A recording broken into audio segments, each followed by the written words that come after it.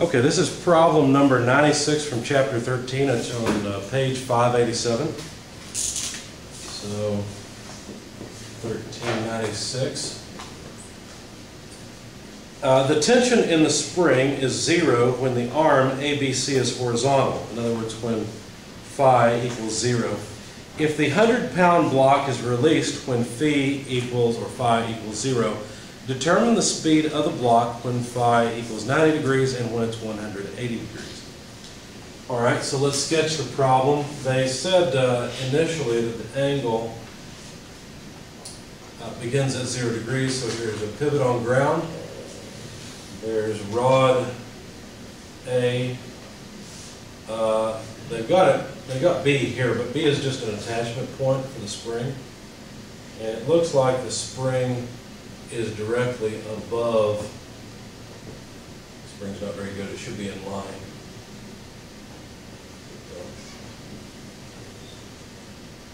D is directly above A, and the distance between them is 12 inches or 1 foot. Now the distance to B is 5 inches, and then the distance out to the 100-pound block C is 2 feet, it's 24 inches. They gave us a spring constant K of 120 pounds force per inch. And basically the block is released from rest. Now it looks like that this, this mechanism is in the vertical plane. Okay, so gravity is acting downward on this block. Let me just make a free body diagram quickly of what's going on here. There's a force downward on the block. Weight is 100 pounds force. And of course there's a force upward from the arm. Now the arm's supposed to be massless. They didn't tell us anything about the mass of the arm. If they had it, we'd have to use something besides particle, the first section of the course, which is studying particles. We'd have to take into account the moment of inertia of that rod. But they didn't. They said it's massless, so we're just interested in the motion of this block, basically. Now, when phi is 90 degrees, then what that means is that the block is down in this position. So there's the 90-degree position. Change colors. And then, once the block comes up over here, the angle is 180 degrees. Okay? Any questions about the problem statement so far? So basically, we're holding on to the block. We let it drop under the influence of gravity. The question is, what's the speed of C once it reaches 90 degrees? Okay? All right, so how should we begin? Well, remember, if we try to analyze this from a chapter 12 standpoint, if we try to say something like force equals mass times acceleration, we're going to have a bear of a problem on our hands, because there's a force in this direction, and as this thing swings around, the direction of that force changes. Right? There's directions, there's force reaction at the pivot, and there's a force always straight down on C. But if we use energy analysis, this is actually a pretty simple problem, because what we want to do is study what happens from position 1 to position 2 to position 3. Remember, the whole beauty of studying this from an energy standpoint is that we're not concerned about the directions of forces. We get to take that piece out, and all we really are concerned about is the magnitude of forces and how those forces act over distance.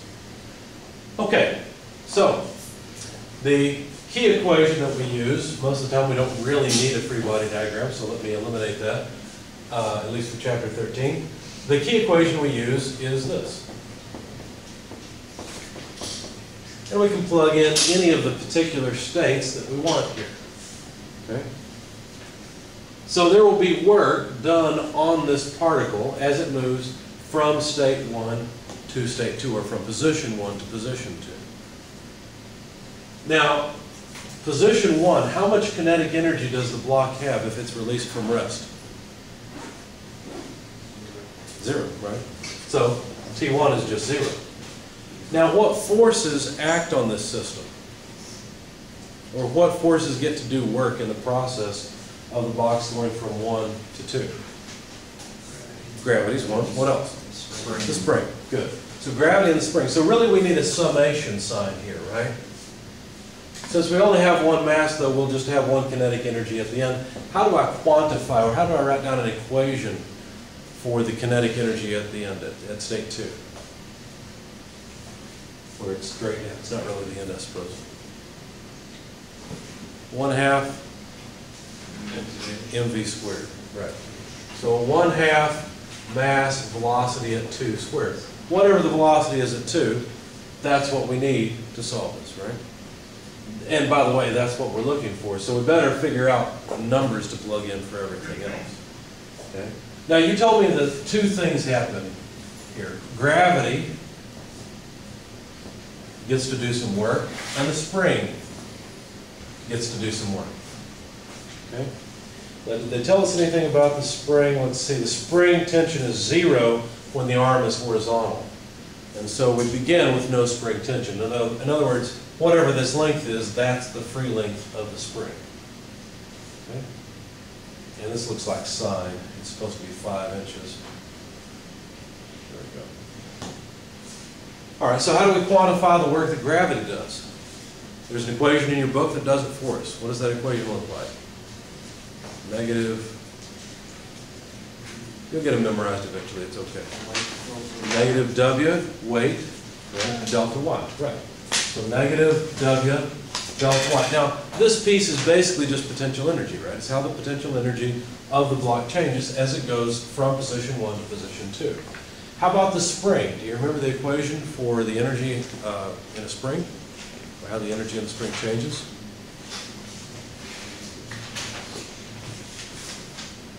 Plus 1/2 K delta X. Delta X, right? Now remember, I prefer the terminology delta X rather than just X. So remember, I'm talking about a displacement from the free length of the spring. And it should be delta X1 squared less delta X2 squared, if my memory serves me correctly. Is that right? Yes. Yeah. Okay. So then that would be equal to the kinetic energy. I don't have room to write it here, but basically I've just expanded the left-hand side. Now, one thing I like to do is I like to check the sign on all of this and make sure that it makes sense. Okay, so if we begin with no kinetic energy, then all the kinetic energy has to be provided by the spring and by gravity, right? But notice the spring starts out unstretched.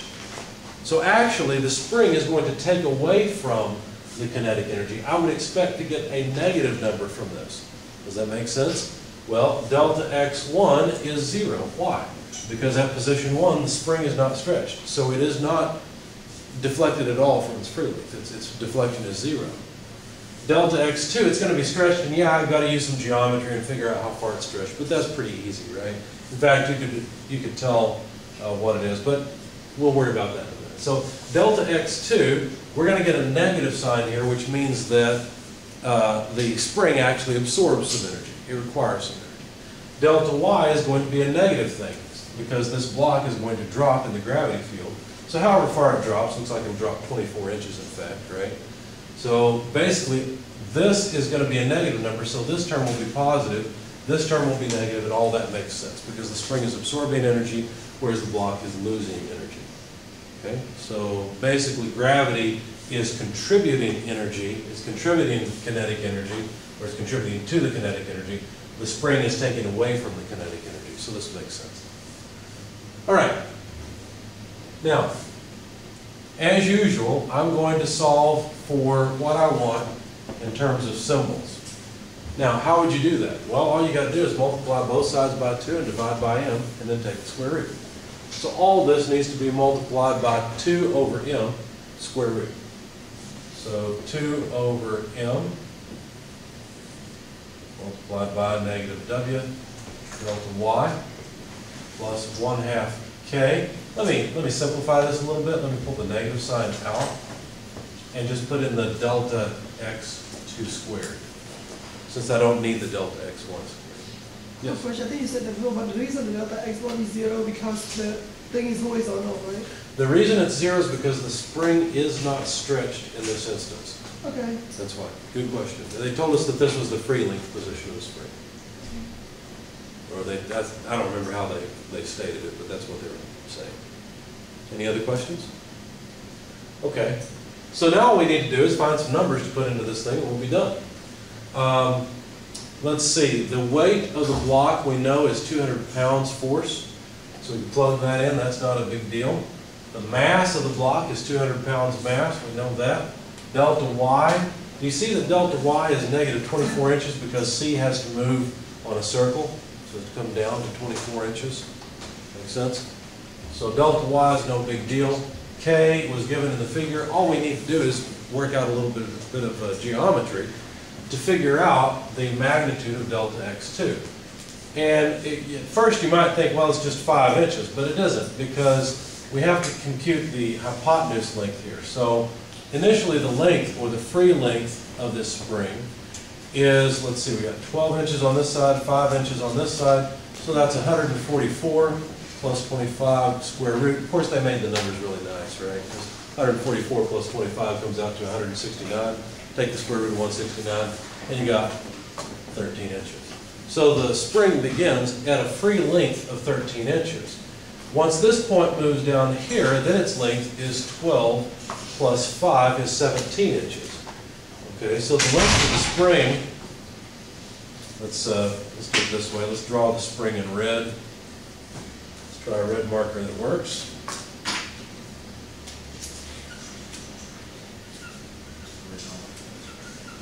So the length of the spring in state 1 is 12 plus 5 is 17 inches.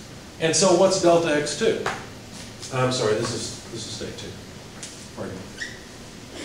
4 inches?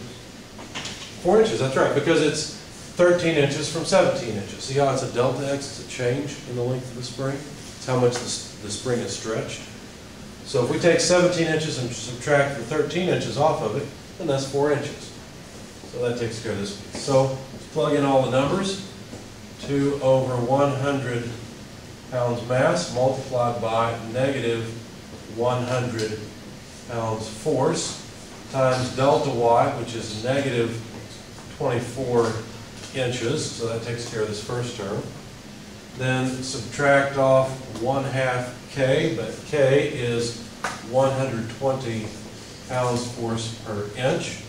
And then delta x2 squared, we just decided is 4 inches, but that has to be squared, and then close our parentheses.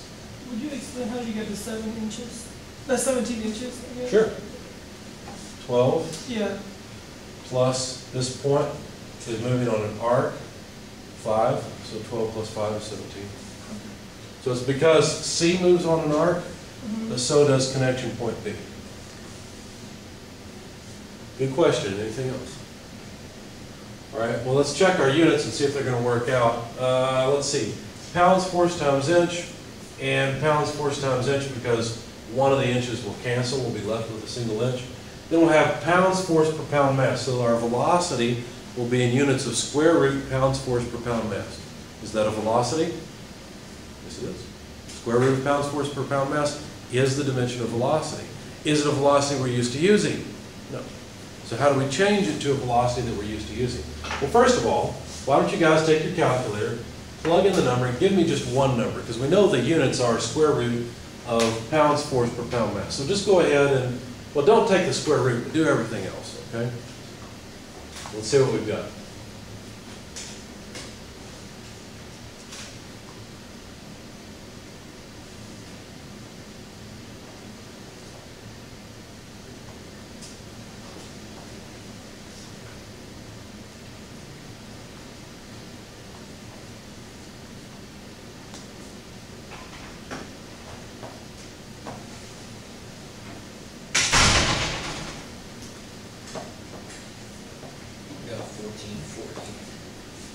Did you multiply by the 2 and divide by 100? I got 1440 for what's in the parentheses. 28.8. 28.8? All right. So we need the square root of 28.8 pounds force inch per pound mass. And I apologize. A minute ago I said, is pounds force per pound mass square root of velocity? Someone shook their head. No, you're correct. It's not. But pound force inch per pound mass should be a velocity. Okay? So how is it a velocity? How on earth does that work? Well, anytime you see that you have pounds force and pounds mass you can use G sub C to simplify. So help me out now. I've written it several times. I want you to tell me what to write down. How do I write G sub C? What do I do? Pounds mass times 32.2. Okay, 1 pound mass times 32.2 what? Feet per second squared, good. Over force. Or 1 pound force, good. You can put that factor in any way you want because a pound mass foot per second squared is a force. It's not the same as a pound's force, but it's a force. So the pound's force will go away. The pound mass will go away. We're almost home. We have inches times feet per second squared. Looks like we might be able to take the square root of this, but first of all, let's be consistent. Do you want feet per second squared or inch per second squared? I don't care. It's up to you. How about if we go to inch per second? Okay, because all of our dimensions are given in inches, so let's just go to inches. So let's see, arbitrarily there are 12 inches per foot, and so now we have inches squared per second squared. Okay, so take the 28.8 that you had, multiply by 32.2, multiply by 12, and then take the square root. Let me know what you get.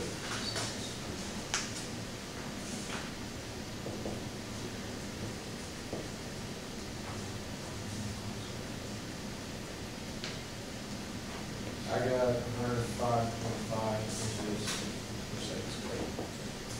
You mean inches per second? Yeah, inches per second. Because when you take the square root of inches squared per second squared, you get inches per second. Anyone second that? Verified? Okay, good. So there's our speed. Now, you might want to take the time to convert that to miles per hour so you have an intuitive feel, because you really don't have an intuitive feel for inches per second, I assume. You might have an intuitive feel for feet per second if you're a fan of target shooting, because then you know muzzle velocities of common guns. But anyway, there's our speed. Now the reason I wrote it in inches per second, one is because we were given inches in our problem statement, but two, I wanted to convince you that you'd have probably no better feel for inches per second than you do for square root pounds force inch per pound mass, even though both are velocity. Okay? And both can be converted to some units that you might have a good feel for. Now, what do you think is going to happen when this system comes back up here to 180 degrees? How much, I mean, what could we do here? Could we just change this to 3? We could do that, right? Go from 1 to 3. How much change is there in the elevation? How much delta y is there from 1 to 3? 0.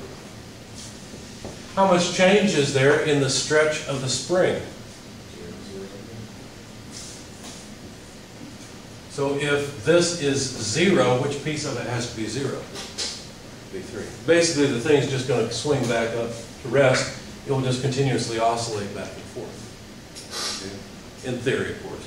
In reality, there's friction that would damp out its motion eventually, but in theory, it would just oscillate back and forth forever.